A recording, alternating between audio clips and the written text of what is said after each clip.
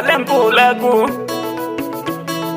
pullo futo woni tamaja Mendaren mbalen fulare gam pullo futo woni tamaja gam pullo wala hande to tawaka nder duniya. To assalamu alaikum wa rahmatullahi ta'ala wa barakatuh. Yiɗidiraɓe am raroɓe biri ade nder lesɗe duniyaru on fu on salminama on beltanama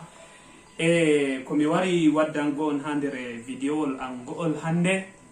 emi wiya on albisir moɗon yiɗuɓe am taweteɓe nder lesɗe duniya. Inchallah emi andina on nder lewru dartondu novembre le 26 maru yiɗidiraɓe am on ƴewnama nder lesdi Ghana. ɓe ƴewni biri ade nder lesdi Ghana, min bo mi ƴewni on e kala pullo fuu to tawete fu wona e nder lesdi Afrique tan e pullo ko toye woni nder duniya on pat moɗo on noddama e mari tabital pulaku ha nder lesdi Ghana. Inchallah to Allah laamiɗo yerdake en jahema kawten hoore kollen ɗabiyaji meɗen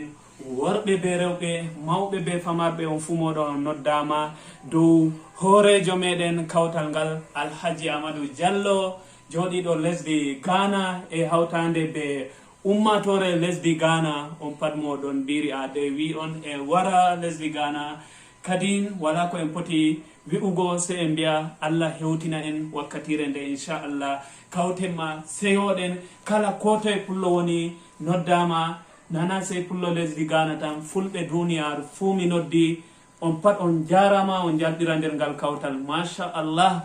e gaɗa